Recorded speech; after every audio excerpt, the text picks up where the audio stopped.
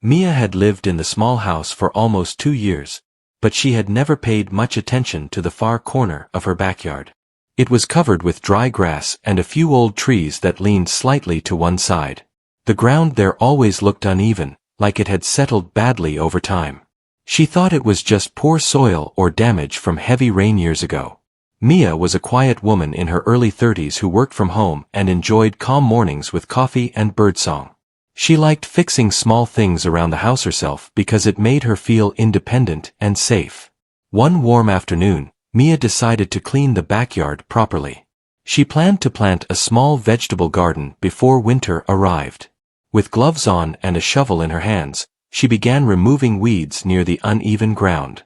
After only a few minutes, her shovel hit something hard.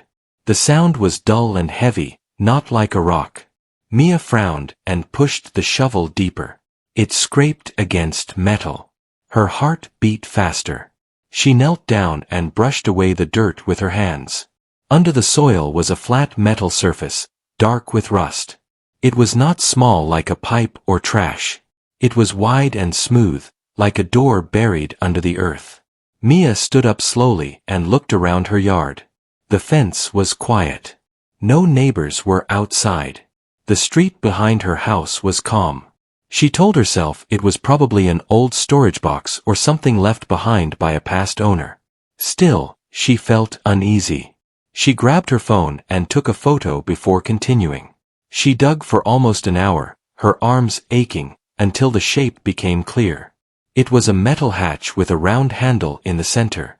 The edges were sealed with thick rubber that had hardened with age.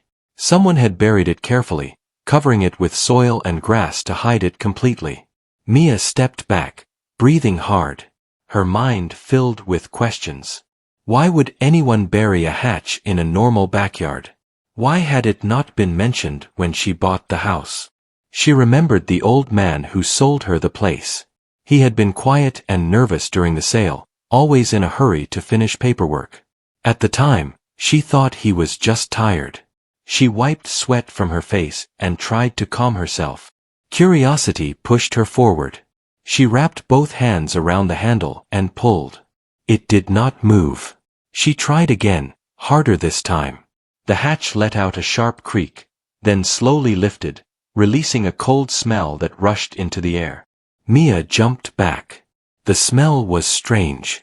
It was not rotten, but it was old, like dust mixed with metal and damp air. Beneath the hatch was darkness. A narrow ladder was fixed to the side, leading down into something she could not see. She stood frozen, staring into the hole. Her heart pounded so loudly she felt it in her ears. This was not a simple storage box. This was something built to last. Something hidden on purpose.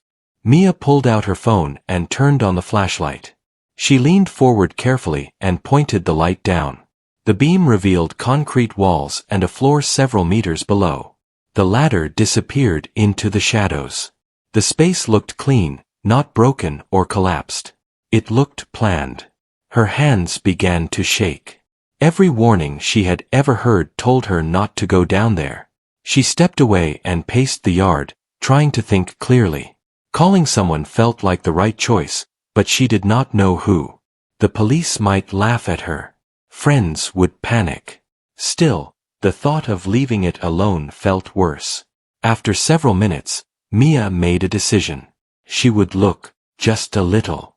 She told herself she would not touch anything and would leave immediately if something felt wrong.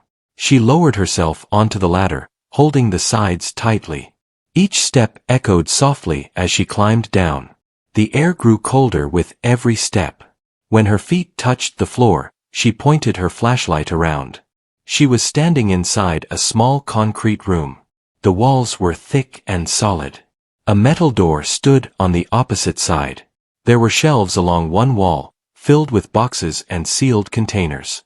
A single bulb hung from the ceiling, though it was turned off. This was a bunker. Mia swallowed hard. She walked slowly, her footsteps loud in the silence. The shelves were neatly arranged. The boxes were labeled with dates written in black marker. Some were food supplies. Others were tools. Everything looked organized, like someone had prepared carefully for something. She reached the metal door and placed her hand on it. It felt cold. She hesitated, then opened it slowly.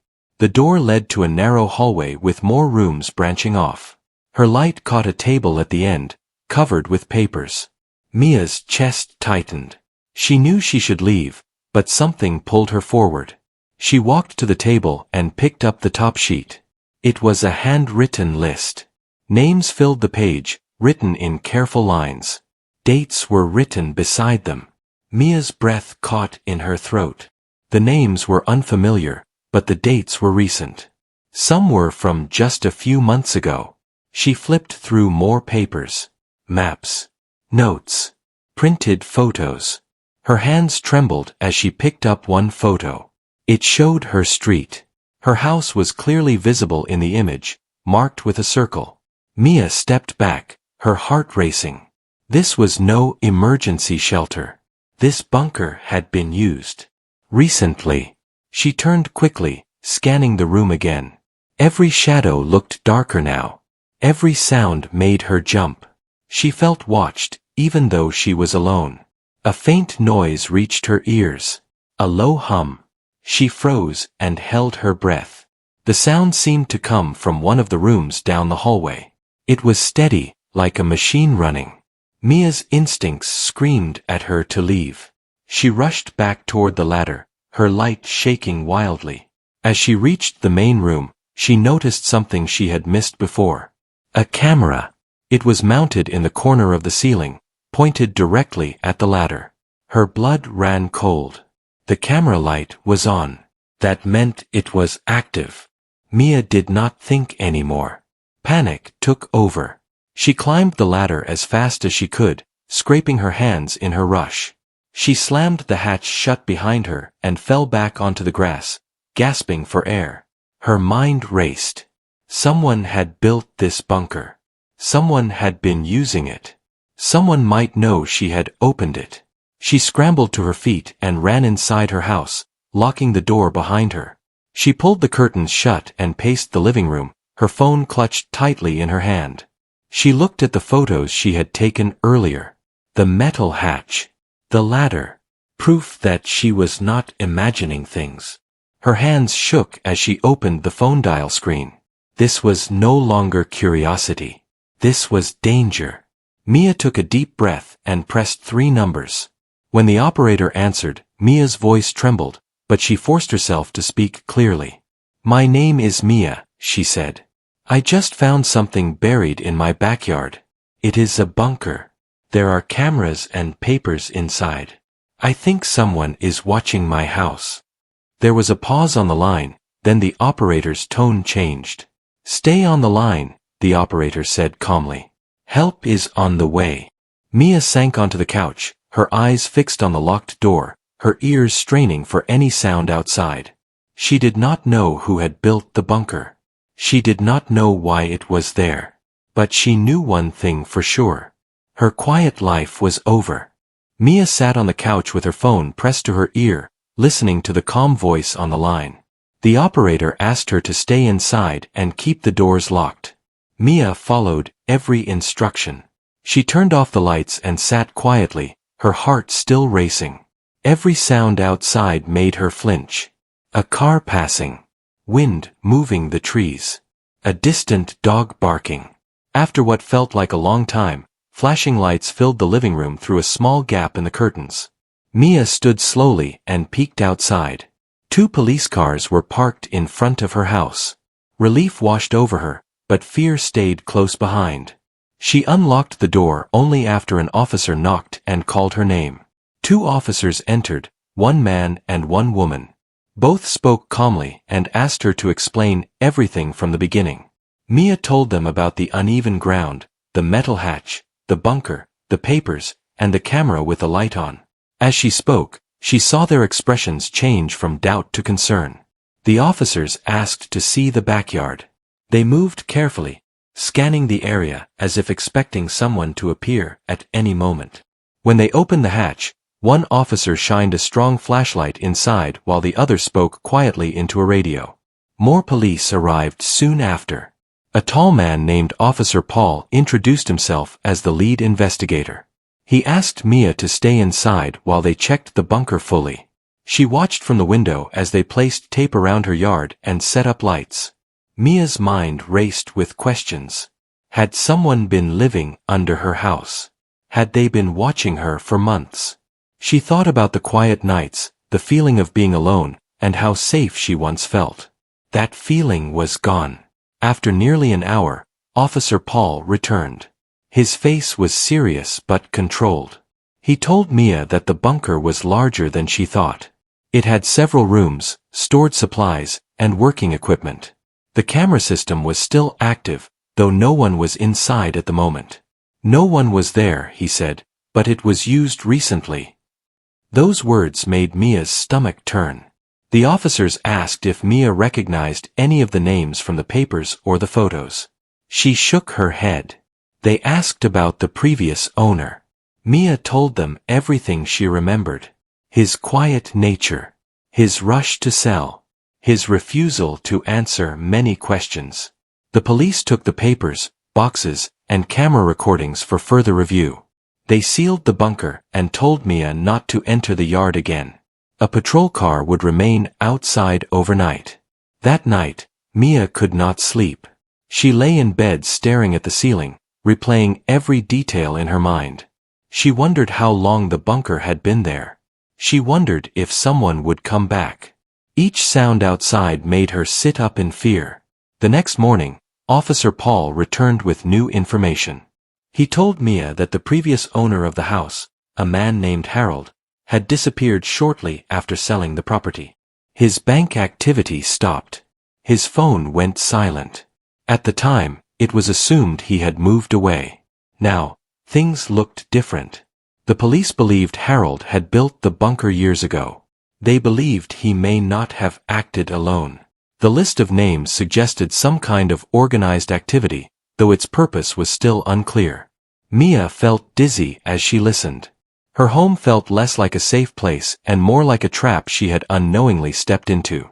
Officer Paul advised her to stay with a friend or family member for a few days. Mia agreed.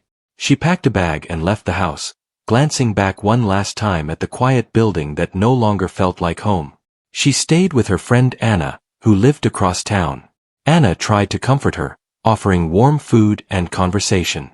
But Mia's thoughts stayed locked on the bunker. She could not stop imagining someone watching through that camera. Days passed. The police continued their investigation. They questioned neighbors, searched records, and examined the items found underground. Mia was called in for questioning again, this time at the police station. Officer Paul showed her several photos found in the bunker. Some were of nearby streets. Some showed people walking, shopping, or sitting in parks. Faces were clear. Details were sharp. Mia felt sick as she realized these people had been followed. One photo made her breath catch. It was of her, taken through her kitchen window. She was holding a mug, unaware she was being watched. Her hands shook as she pushed the photo away. "I never noticed anything," she whispered. "That's how it works," Officer Paul said gently. "People like this rely on staying unseen." The police believed Harold had been part of a larger group that used hidden bunkers to watch and track people.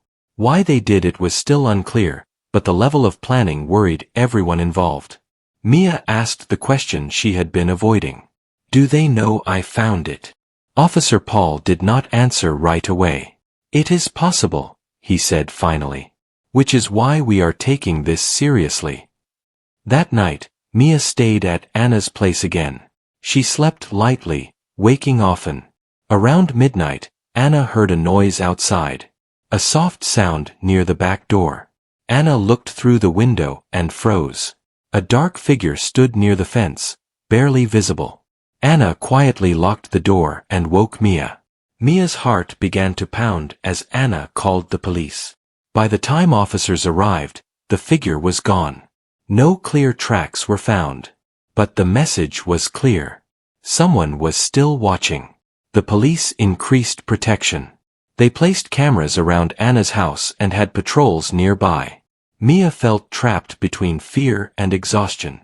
She wanted answers. She wanted her life back. The next day, Officer Paul called with urgent news. They had identified one of the names on the list. A man named Leo. He had a history of strange behavior and lived less than 10 miles away. Police went to his address. The house was empty, but signs showed someone had left in a hurry. Food was still on the table. A computer was still running. On the screen was live footage. Footage from Mia's backyard. The officers shut down the system immediately and secured the house. This confirmed their fears. The bunker was part of a network. Mia sat in the police station, shaking as she heard the update. She felt exposed and powerless.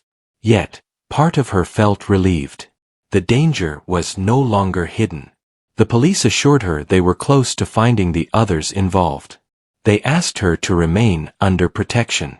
That night, Mia looked at herself in the mirror. She barely recognized the tired eyes staring back. She had been an ordinary woman with an ordinary life. Now, she was at the center of something dark and dangerous. She did not know what would happen next. She did not know who was still out there. But she knew the truth was coming closer. And whatever was hidden beneath her backyard was only the beginning. Mia woke up before sunrise in the small guest room at Anna's house. The early light slipped through the curtains, but it brought no comfort. Her mind was already awake, heavy with fear and questions. She sat up slowly and listened. The house was quiet. No strange sounds. No movement outside. She dressed and walked into the kitchen where Anna was already making tea. They exchanged tired looks. Neither needed to speak. Both knew this was far from over. Later that morning, Officer Paul arrived with 2 other officers. His face showed a mix of urgency and focus. He explained that overnight, police had tracked signals from several hidden cameras linked to the same network as the bunker. The signals led to an old warehouse on the edge of town. The warehouse looked abandoned from the outside, but inside it was active. Screens, wires, and equipment filled the space. It was clear now. The bunker in Mia's backyard was only one piece of a larger system. The police believed the group had been watching people for years. Not to harm them directly, but to collect information. Why they did it was still being uncovered, but the level of control they wanted was disturbing. Mia was asked to remain under protection while the police moved in. She agreed without hesitation. There was no part of her that wanted to return to her house yet. That afternoon, officers surrounded the warehouse. The operation was quiet and careful. Inside, they found 2 men and 1 woman trying to destroy equipment. They were taken into custody without resistance. One of them spoke a name that made the room fall silent. Harold. The previous owner of Mia's house was alive. He had not disappeared. He had gone underground, hiding behind the very systems he built. Police searched deeper into the warehouse and found a small room at the back. Inside was a bed, food supplies, and notes written by hand. Harold had been living there, watching from a distance, controlling the network. When Officer Paul told Mia, she felt a strange mix of anger and relief. The man who sold her the house had never truly left. He had stayed close, hidden beneath her feet, watching her life without her knowing. Later that evening, Mia was brought to the station again. This time, she was allowed to see some of the recovered files. The police wanted her to understand what had happened, and to prepare her for what might come next. The files showed timelines, movements, patterns. The group selected quiet neighborhoods and homes owned by people who lived alone. They believed such people were easier to observe without being noticed. Mia felt cold as she read that part. She asked the question that had haunted her since the first night. Why my house? Officer Paul answered honestly. Because it was already built under it. And because you fit their idea of someone who would not question small things. Mia closed her eyes. She thought about all the times she ignored strange feelings. The uneven ground. The quiet nights that felt too quiet. the sense of being watched that she pushed away. A few days later, Harold agreed to speak. Mia did not want to see him, but she knew facing him was part of moving forward. The meeting took place in a secure room at the station. Harold was older now, thinner, his hair gray and his eyes tired. He looked nothing like the man who rushed through paperwork years ago. When Mia entered, he looked down. "I never meant for you to be scared," he said softly. Mia stood still, her hands clenched. "You built something under my home," she said. "You watched me." Harold nodded slowly. "It started as a project," he said. "I wanted to understand people, patterns, behavior. I convinced myself it was harmless." Mia felt anger rise, but she kept her voice steady. "You took my safety, my peace." Harold said nothing after that. There was nothing he could say. The case moved quickly after that. News spread about the hidden bunkers. Other homeowners came forward. Some had strange structures under their land. Others found hidden cameras near their homes. The police dismantled the entire network. Weeks passed. Mia was finally allowed to return to her house. The bunker had been sealed and filled. The yard looked normal again, but she knew what had once been there. She walked through her home slowly, touching the walls, opening windows, letting fresh air inside. The house felt different. Smaller. Louder. But it was still hers. At night, she struggled to sleep. The memory of the camera light stayed with her. But she refused to let fear win. She installed her own security system. She added lights. She took control. Anna visited often. So did Officer Paul, checking in and offering updates. The case was nearly closed. The people responsible would never be able to hide like that again. One evening, as Mia sat in her backyard, she noticed something new. The ground where the bunker once was had been leveled and covered with fresh soil. Grass had begun to grow. She realized something then. The bunker had taken something from her, but it had also given her clarity. She no longer ignored her instincts. She no longer stayed silent when something felt wrong. Mia decided not to move. Instead, she turned the backyard into a place of life. She planted vegetables like she had planned. She added flowers along the fence. She made the space open and bright. Neighbors stopped by more often now.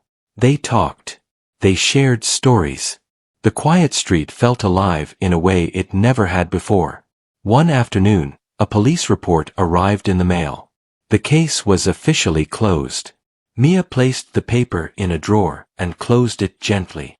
That night, she stood by her window and looked out at the yard. The grass moved softly in the wind. Nothing was hidden anymore. She breathed deeply. Her life had changed, but it was still hers. And this time, nothing would remain buried.